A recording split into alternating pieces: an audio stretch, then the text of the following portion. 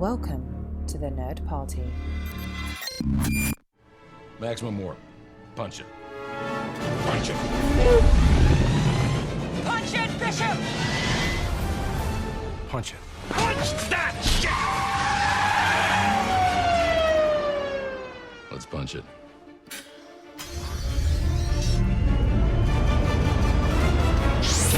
Hello, everybody, and welcome to Punch It, Writing in Star Trek. I am your co-host, Tristan Riddell, and with me, as always, is the illustrious Charlotte Schmidt.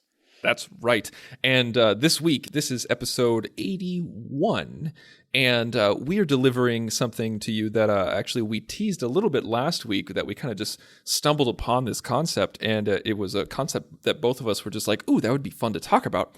And that is characters in Star Trek seasoning, growing up, altering in adulthood, specifically not just a character arc, like not just like, oh, they got promoted or now they're married, even though some of that will be entailed. Oh, of course. The major theme is aging, growing up, changing, developing beyond just characters in a TV show. So this is just kind of like a free-form conversation. It'll be all over the place. And Char, I want to know, just to get right into it, when you think growing up, changing, seasoning, exploring adulthood in Star Trek, what's the first thing that pops into your head? Well, when this whole thing came up last week on air, I kind of had a thought that it's not just about the mental aspects of how you age. There's also a certain amount of physicality to it, too. I mean, the way we look in our 30s is a little different as opposed to our 20s. And I think we see little bits of evolution with a lot of Star Trek characters in terms of how they change with their appearance along with how they change as people. So I came up with some examples of that. Oh, okay. Like, okay, for starters, the very obvious one, I think, is when Riker has the beard. Things change profoundly for that character. That's really interesting that you're focusing on that. And that's actually one of the benefits of this podcast and our partnership, is that, like, I didn't think about the physicalities whatsoever. I really thought about, I thought about like mentally changing. I thought about advanced opportunities, about responsibilities, about personality change, things like that. That's what I was focusing on. So that's interesting that you're going from a visual standpoint. I think, though, we can marry them both. I think there's a lot of examples we can go off of that actually display both aspects of it. Okay, so let's just go ahead and stay on Riker for a little bit. You know, like you're talking about the beard, you know, like he got a beard in season 2, and I feel like actually like he went through a lot of physical change. I feel like Jonathan Frakes himself aged very well, but at this, like, it feels like he got bigger, he got broader. He did. I mean, they've even talked about that in interviews and whatnot. I mean, they went from kind of like the starving actor types to, hey, we've got secure jobs. We know we have a contract for 7 seasons, and I'm eating a little better, and I'm working out. I'm all right. I'm in good shape. They really have actually addressed that. And it's interesting because his body changed, and to the point where if you go to the last episode of The Next Generation with All Good Things, they had Denise Crosby come back, they had Data, they had Chief O'Brien. I can't remember if they had Troy or not. I'm kind of blanking. Yes, they did have Troy, because I remember her in the old uniform. Right. But it was like, these are all people where you could flash back 7 years ago and still believe that it was 7 years ago. But they used archive footage of Jonathan Frakes because he changed so much, even beyond the beard. Yeah. His body changed a lot, and that's one aspect. Now, I come from a different angle, and I think Riker is a prime example. Besides just the physicality and the beard, I feel like he grew up a lot in the show. Like, he was, if you watch the first 2 seasons, Riker's always kind of like a jovial character. He's always the one who will tell a joke or, you know, laugh at something. He's just like, he's a man's man. I love it. He's a little happy-go-lucky. He's happy-go-lucky, but that happy-go-luckiness kind of calms down after Best of Both Worlds. Definitely. Oh, that's such a turning point. I think that turning point specifically, like having the captain's chair, even for a small bit and a little bit of the Enterprise D, tempered him a little bit and gave him a taste of what he wanted. And also just the act of losing his captain and then potentially Earth being assimilated, half of the fleet getting lost, all that kind of business really shook him up. and the happy-go-luckiness went down a little bit, but he's still the same old Riker, but just he takes things a little bit more seriously. And I think him being confronted by Shelby in Best of Both Worlds made him see that and realize that, like, oh crap, I have changed. Have I gotten comfortable? I've gotten seasoned. What is that like? And I always thought that was an interesting arc for that character. Oh, totally. Yeah. Commander Shelby really gave him the gut punch that he needed to grow as a character, I think. Because had he not had that, if it had just been the trauma of Wolf 359 and potentially losing Picard, I think it would have been a much more somber turn for him. But Shelby motivated him. He turned that kind of confrontation to, yeah, I used to be just like you. I'm that young whippersnapper who thought he'd be captain, the youngest captain ever, to, you know what? I'm a little more grown up now. I have more experience than you. I have some wisdom, and I'm going to use that to the best of my ability. And that started really shaping him going forward to where the word seasoned is the perfect description for William T. Riker. Oh, what a horrible thing to say to him. But it's not. It's a huge compliment. It is. It is. Because I really think that's what happened. And then along with that, Jonathan Frakes' physical transformation, I think, only complements that so much more.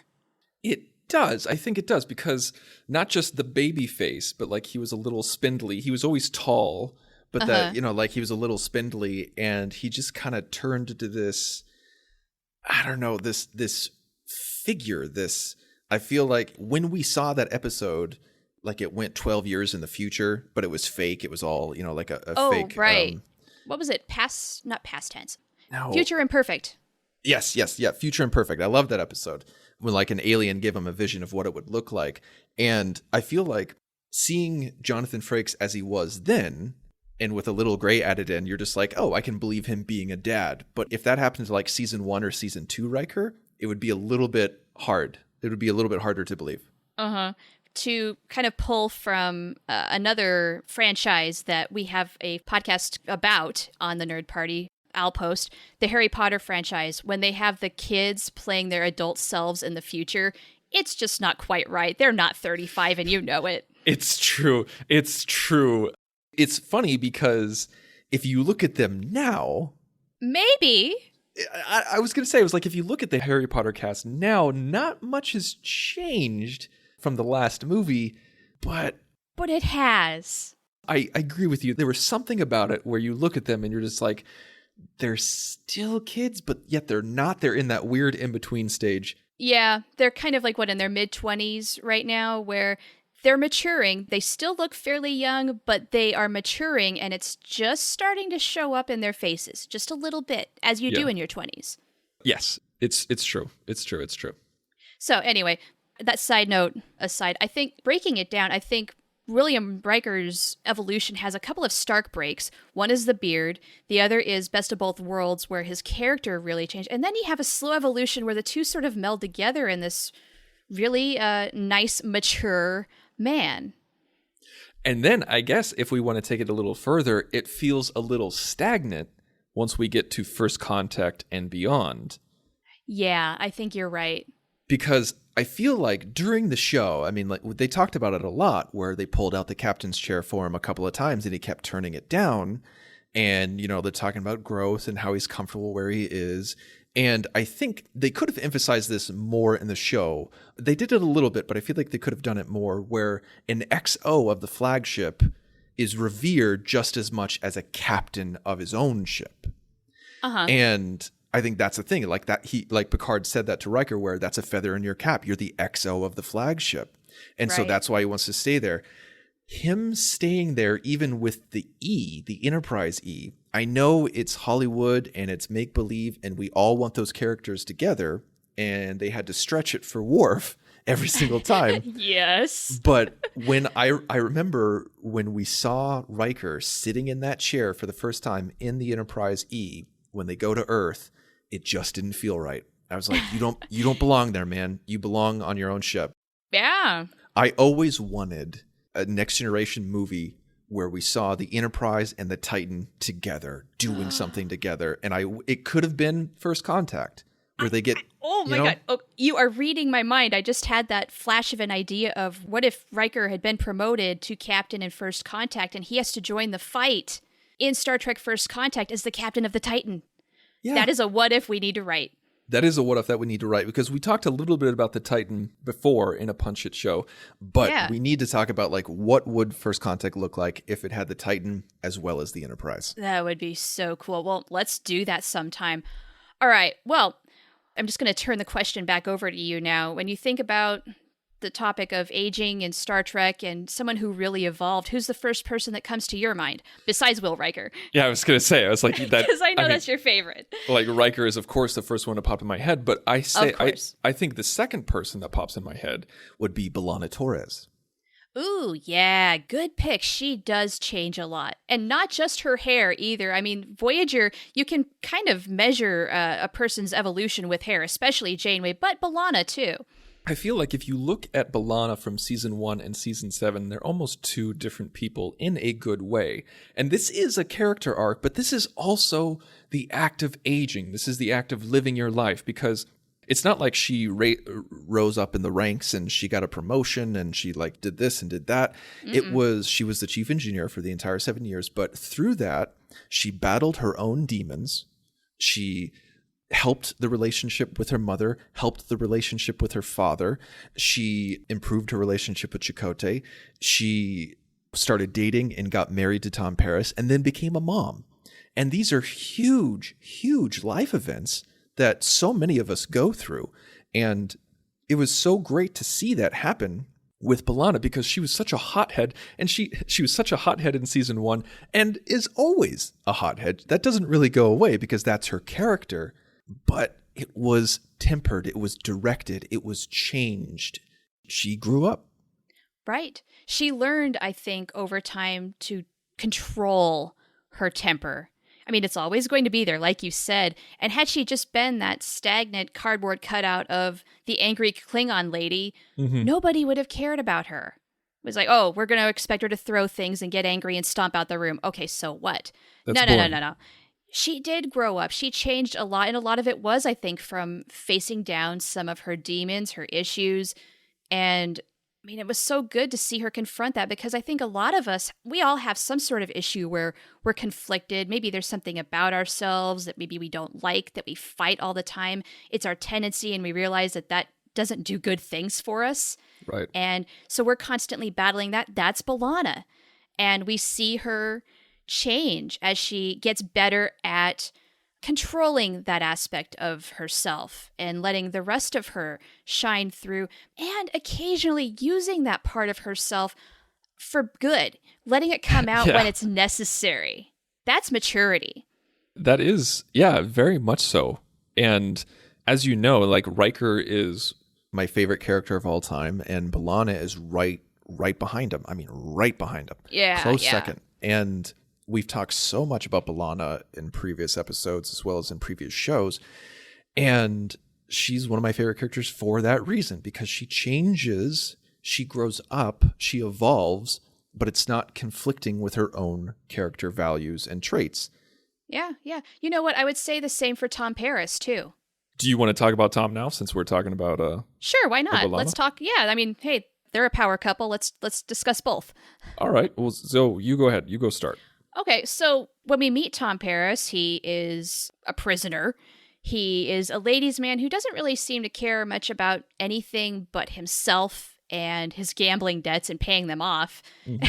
So, I mean, in that sense, he's kind of a straightforward guy who he's really lost, doesn't really seem to know what he's living for. He knows he's the best damn pilot you could have, and that's really just about it. He finds ways to get himself into trouble. And we kind of see that early on in the first season, like, what is it, ex post facto, where he gets involved with that lady, and then there's the murder and that whole thing. There's that, but Voyager really is so good for him in a lot of ways, and he acknowledges it in the latter seasons of, this is home, this is my family, this is where I want to be. He befriends Harry pretty much from the get-go, who's not judging him for his past, which I think is something that's always kind of bogged Tom down. This was his fresh start. And from there, he embraced it rather than ruined it. So that was one thing he did really right. And from there, He built good relationships with good people, healthy relationships that didn't revolve around drinking and gambling and whatnot. He sort of had that going in terms of like Sandrine's, but he did it with an outlet of, oh, I'm going to write a holo novel. And then that sort of became a passion for him. He turned that sort of a thing into a healthier outlet. Sort of like how if you're an addict, you might trade your drug of choice for exercise. You still have a little bit of an addiction, but it's a much healthier one, or at least it can be. Maybe that's sort of a thing in a very much more subtle way. And then as we go on in the years, we see him chasing ladies a lot less and actually wanting to pursue a real relationship because he realizes that that's something he wants. And it goes from there. You know, Tom Paris doesn't get enough credit for the change that he makes. Even when he was interested in Kes, it wasn't for a fling. Like, it was a relationship that he was thinking about. Absolutely. Agreed. And then when he went after B'Elanna, it was the same thing, like where it was, of course, initial attraction. He didn't know where it was going to go, but he stuck with it when it got serious and he didn't get cold feet. It would have been so easy to show him running away because that's what Tom used to do, but he didn't do it with B'Elanna. Right. Again, that's maturity. It's learning from your mistakes, realizing where you went wrong and how to do it better next time. Now, I feel like we would be remiss if we didn't talk about the original series characters. Oh, let's. Specifically, Bones, Kirk, and Spock. Okay. Aging was a huge aspect of The Wrath of Khan. Totally. That's kind of an overarching theme in the movie. It was a centerpiece in Wrath of Khan as well as in Undiscovered Country for obvious reasons. Totally. And it's one aspect of the original series movies that is my favorite. I love it when that theme is there because it's happening in real life, because real life involves real people with real aging and real life dilemmas. And I love that Kirk needed glasses. It's so human. Yeah, it's a really subtle thing, but it's that reminder that, you know what, Jim Kirk nor William Shatner is 30 years old anymore. He's a different guy. And that's not a bad thing. And, you know, even in the motion picture, we see him, you know, step out of that turbo lift and boom, he's an admiral. It's not Captain Kirk, it's Admiral Kirk. And he no longer has the Enterprise. And he is constantly chasing that high of getting the captain's chair back. He's trying to run away from aging. A little bit, yeah. A little bit by getting his captaincy back because those were the good old days. Those were the younger days. Now, I know it's much more complicated than that. It's not just vanity. It's not just aging, but it's, he wants to be where he belongs, which is on the bridge of a ship. Right. And then Bones confronts him about it in Star Trek too. You know, this isn't just about age. This is your passion a little bit, you know. He said, it's not just about a birthday. It's not just about getting older. It's about you not being on that ship. Right. It's get back to where you belong. And that's the thing, is that and it's true, it's not just about aging, but I think Bones was definitely playing it down a little bit because it is a major factor.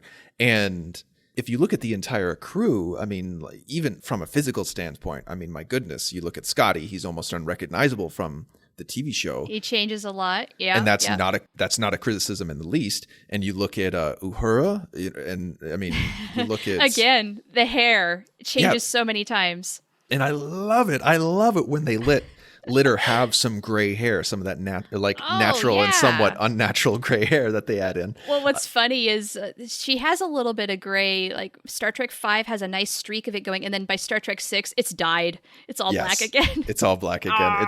It's true.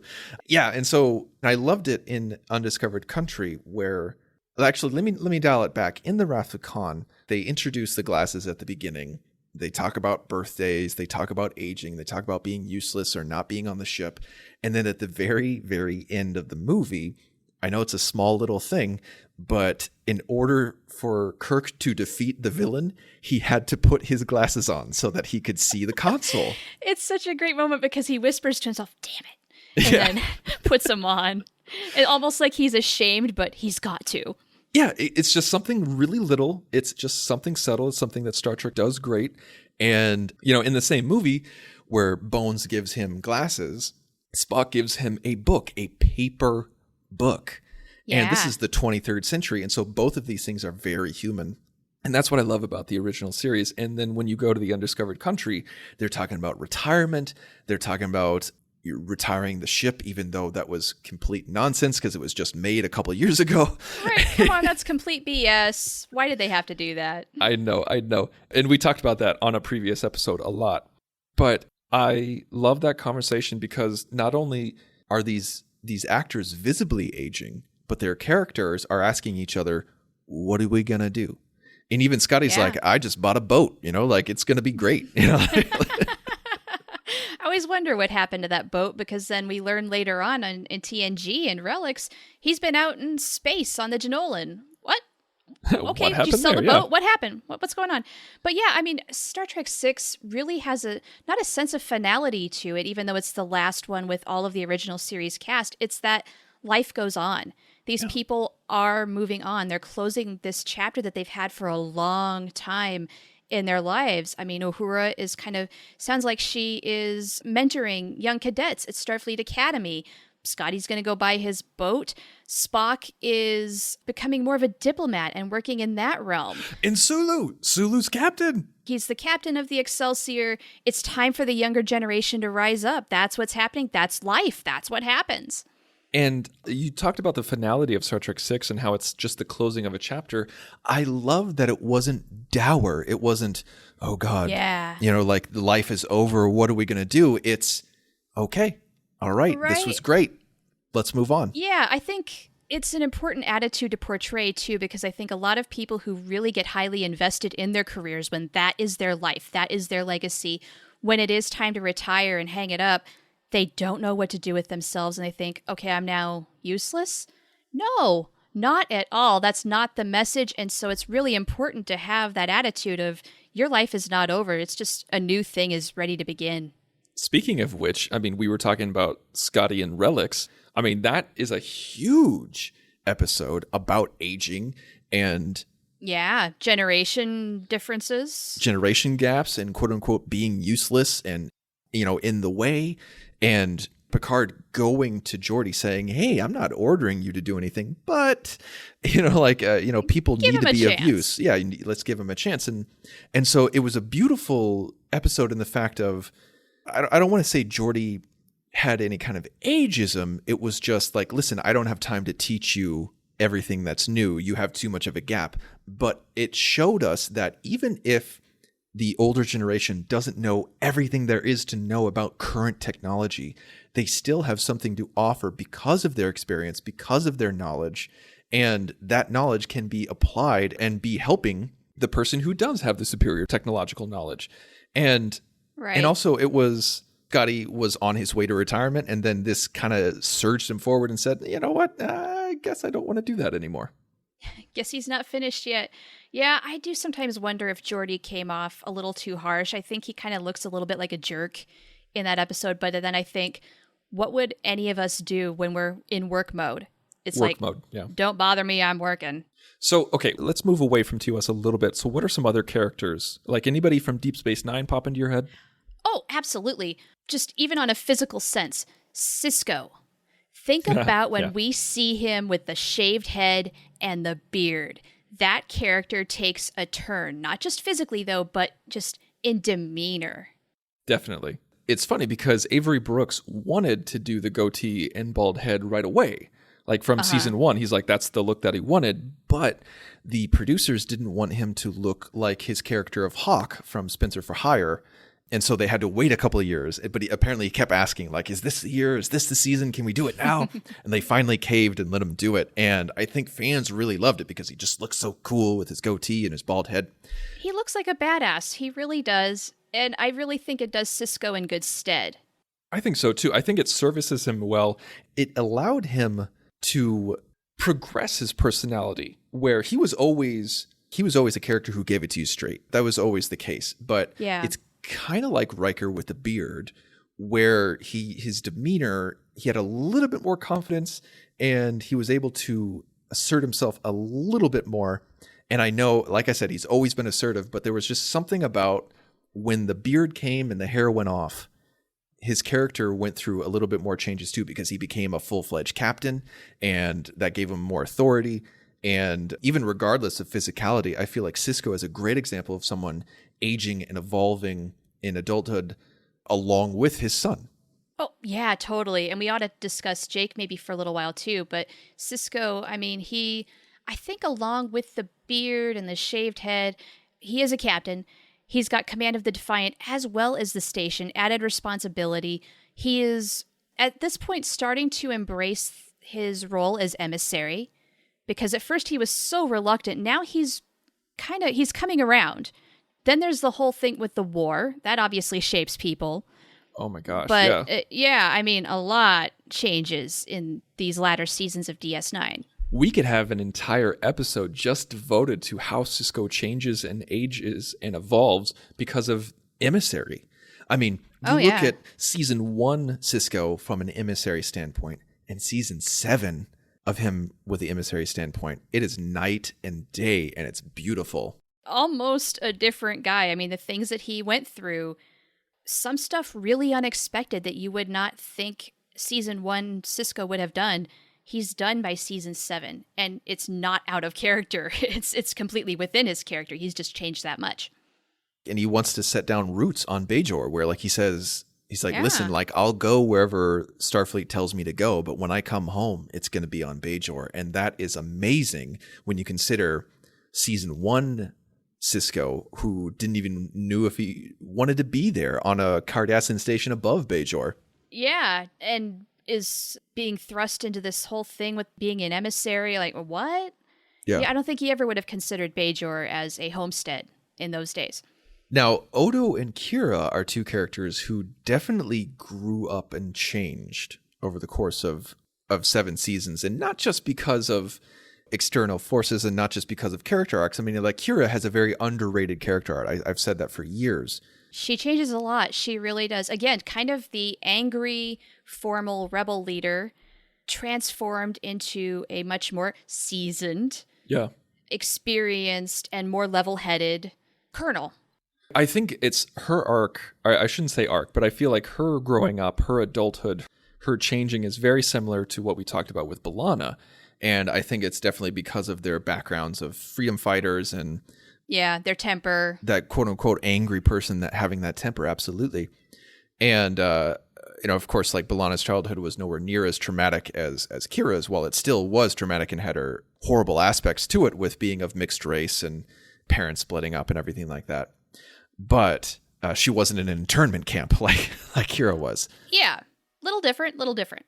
And also, again, we see that aging, that adulthood, that growing linked with relationships, which it often is. I know that is with me. I mean, like I have changed leaps and bounds over the past 12 years of being with my wife, first dating, then engaged, then married, and then now having a child.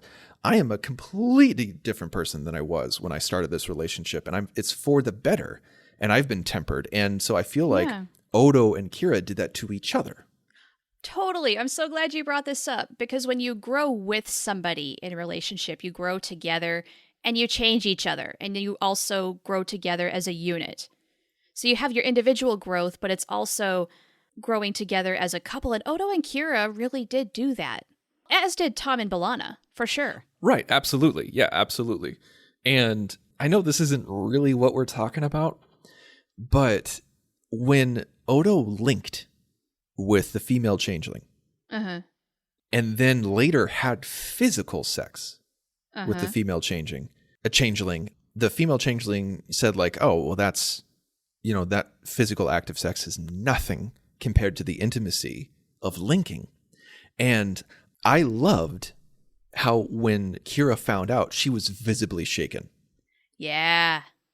She understood the depth of what linking was, and she did not like it. No. And I can't remember if they were together or not, if they were on and off. I can't remember during that, because that would have been straight up cheating if that was the case.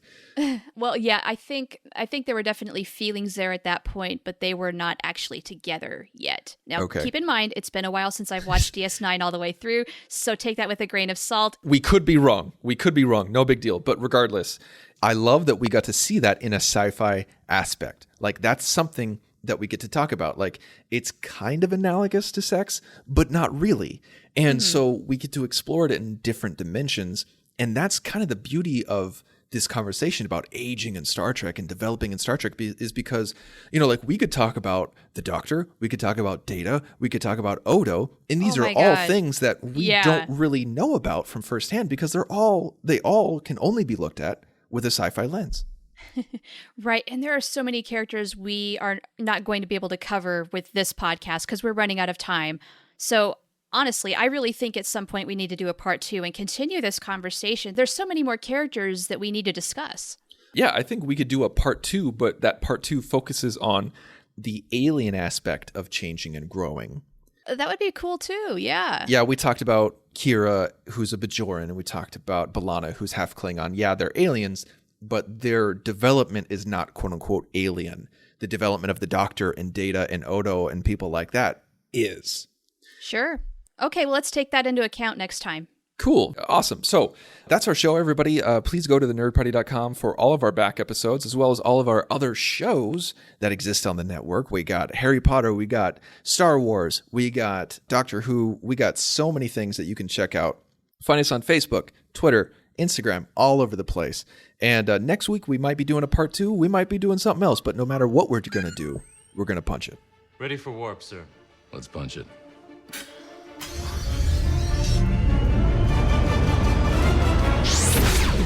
Join the revolution. Join the Nerd Party.